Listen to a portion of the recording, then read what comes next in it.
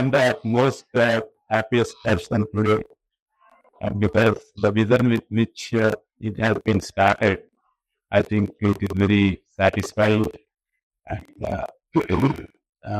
it looks, I believe that the small steps what we have taken at that point of time with the support of government, more particularly NABARD, Chintanelaru, and as well as the team.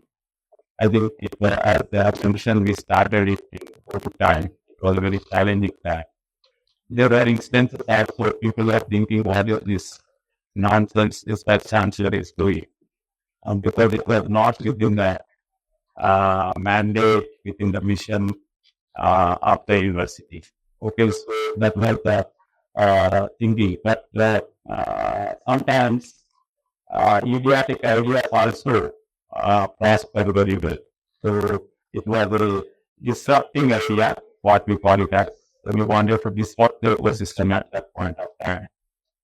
So we took this bold step, and that bold step actually felt that the great support what we received from that. Now, but there were challenging times at that point of time itself, because there were when we had just half a kilometer away from us.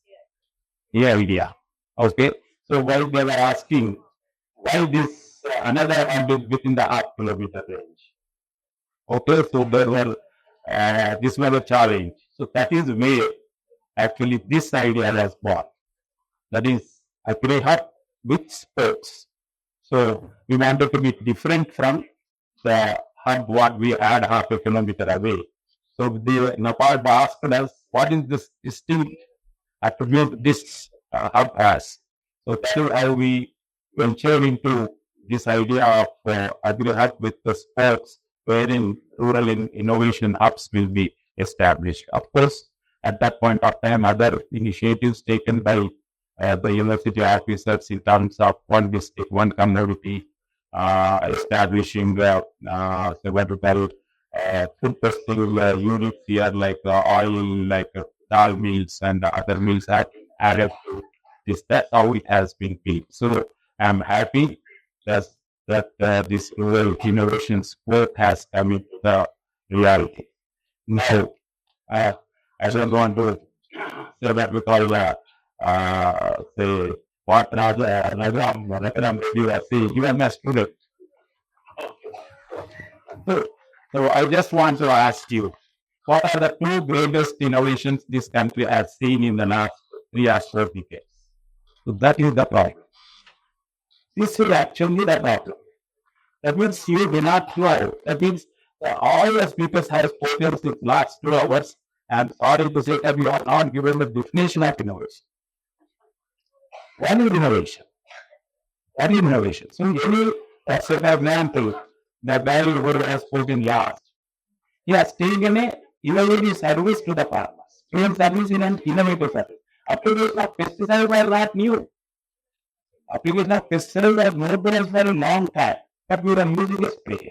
Now this man has brought a solution where so we is using ground, so we innovative service here brought to the farmer. So any product, any process, any solution that actually disrupts the existing ecosystem and helps to increase the effectiveness, helps to increase the competitiveness, helps to increase the economic value, helps to increase the social value. That we call it as an innovation.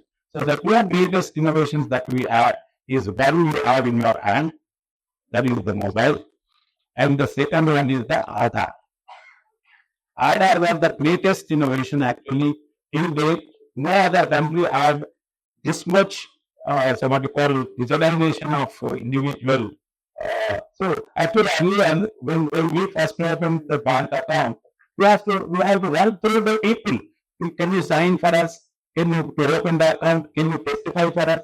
So we have to do a few days to open an account. Now you can take your Aadhaar card, you go to the bank and you open an account.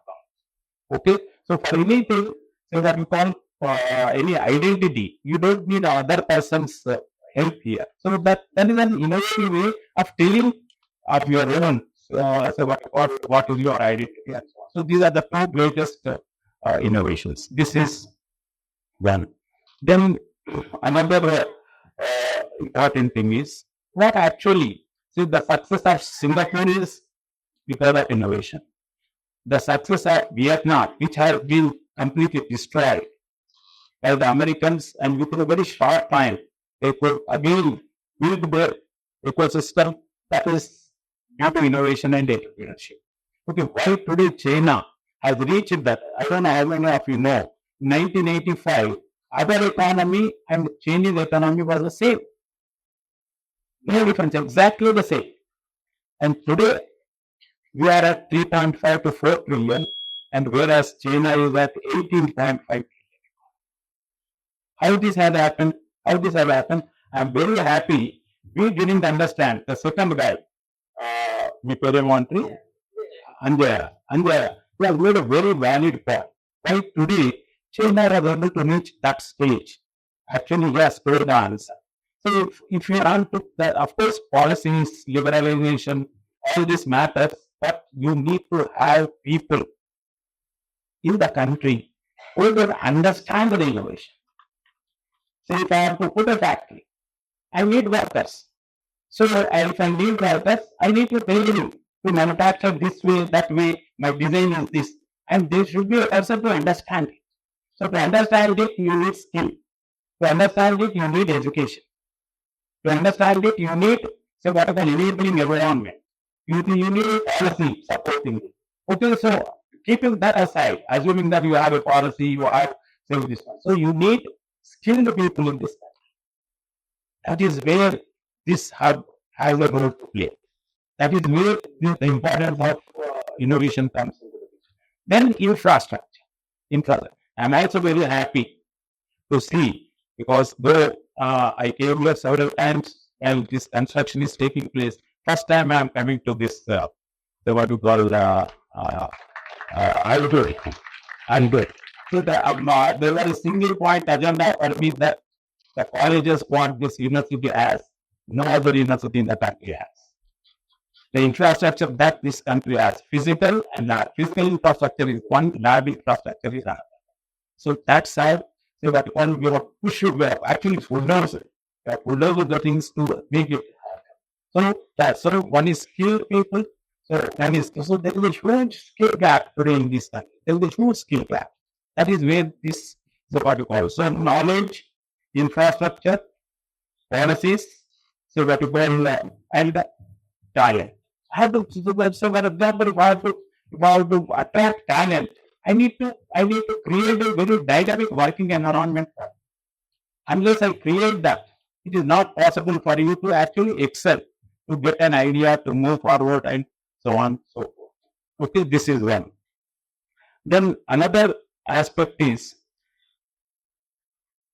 this is a very challenging one. That is where the role of students and even the faculty comes into the picture.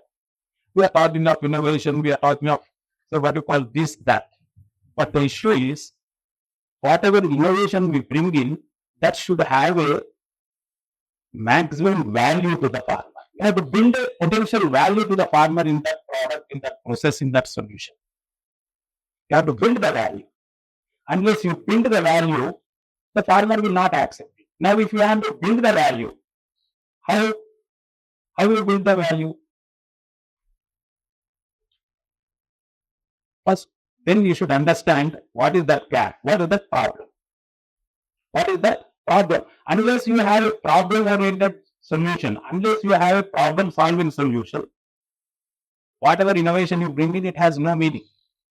It has no meaning. So when you first, so there is a lot of the what called role by the RRS, by the staff, faculty, to actually, and there will need, when I think you have three innovations, you have to map now each innovation up to what districts it will happen. You have a demarcation. You need to have a demarcation. So, and this, because I have seen you have some companies. So you need to have that district, this rural innovation have catered. So then you need to, the RRs here, the faculty here, have to map the challenges and the problems in the logistics on which the students can actually think, ideate. You can think, you can design a product. You have to nurture the idea. Then really when you come with an idea, here, these people will mentor you. The faculty will mentor you. So then they will connect you to that. So when you product startups if they are writing. So you need to understand the ecosystem. What are the problems you have? What are the challenges you have in agriculture? When very level, so we return very about so what you can bringing a change in the entire country and address the climate change. Nobody can address the climate change. Forget about that. No. So it is not possible in the near future to address the climate. We are still understanding the climate change. Okay. So but you what are the little problems? Say for example, we are three innovators who are one with solution and two with products. So we are addressing the problem in the so what you call agri-food value chain. So you identify the problem. So connecting farmers to the market is a challenge. So if you come out with a solution, where the farmer can be connected to the so what you call markets, it's an innovation in that. Whether you assess the quality, whether you have a product which has a demand. So I was in America once.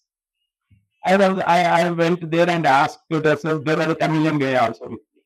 So I was asked to partner the rice for preparing so what you call biryani in our home. Whereas Tamilians were asking some other rice. I didn't understand.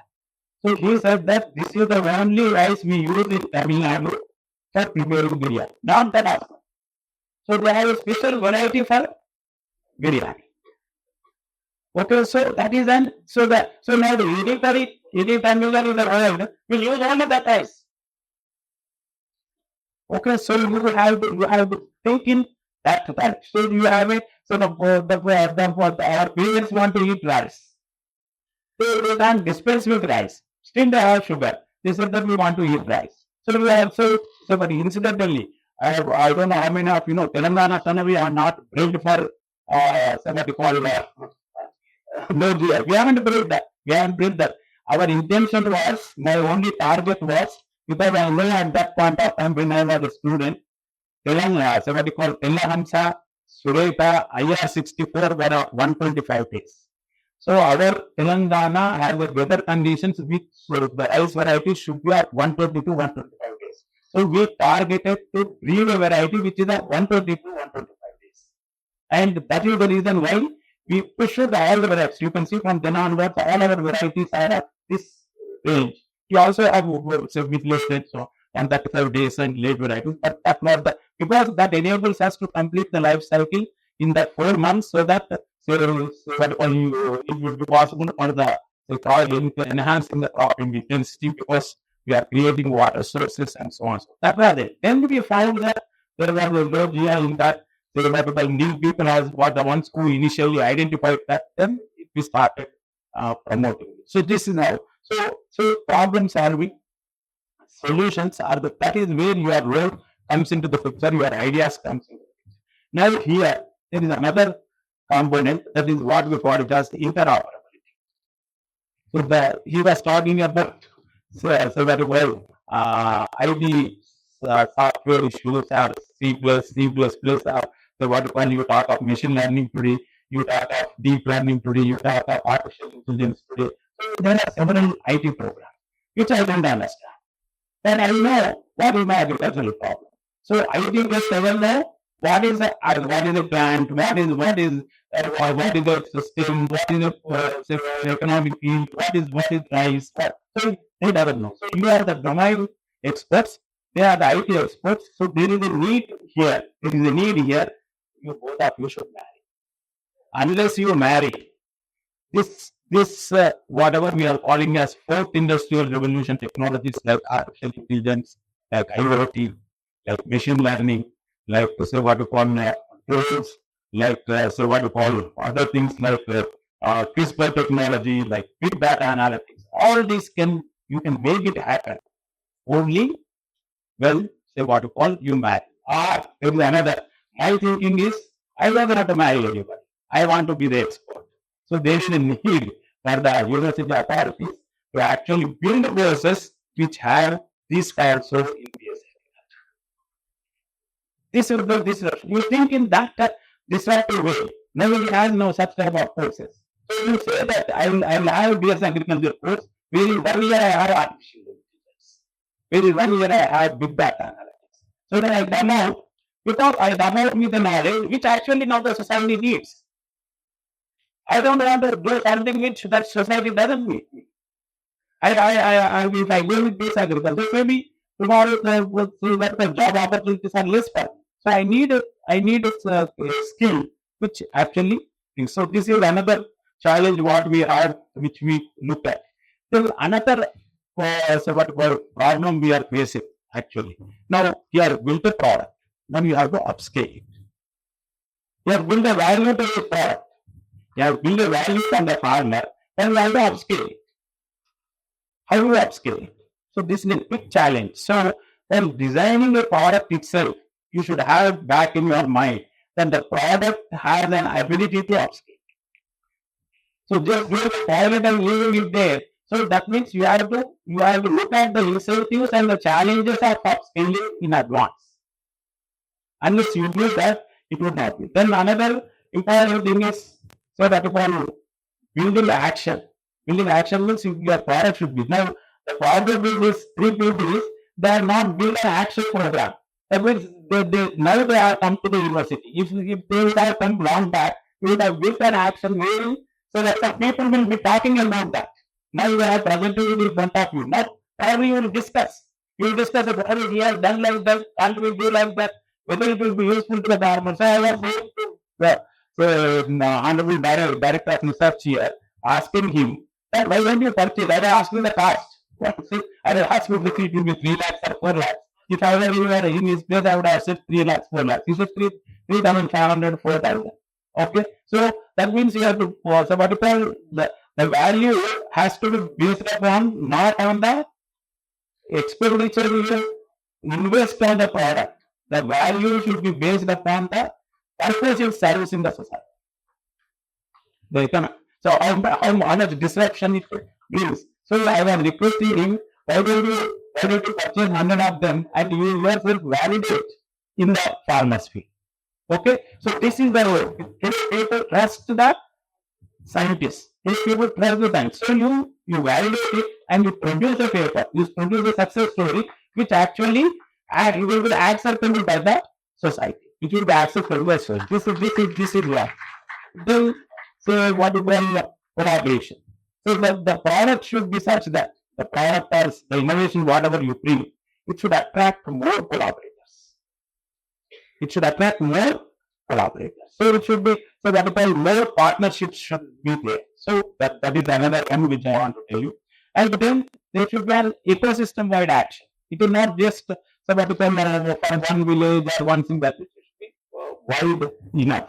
So these things actually so that are today which are happening. So you people use mobile. So if you type my name 10 times in your mobile, next time the moment you say P, P will come there. What is it? That is machine learning. Okay. So if you take my photographs at different stages of my life during the last, then you can create time and look at 85 years. Okay. So what is important today? Data. So all this happens only because of data. You have to build the data ecosystem. That is where the students can play faculty can play very important role. So you have to build the data. Unless you build the data ecosystem in your colleges, in your universities, it would not be possible for implementing this whatever we are talking of artificial intelligence, so on and so forth. Why? So and mind you, people say that data is a new oil. Why it is? See, the oil the fuel whatever we are using in cars, if you go on until how it will deplete. But data is the one which actually, the more you use it, the more it increases. The more you use it, the more solutions come, the more value it generates, the more voluminous it becomes. Okay, so that is your strength today. I think these are some of the things which actually I wanted to share with you. and people are talking. There is no dearth of money for these initiatives, I am telling you. I was just referring, when I was talking, I was just referring what are those.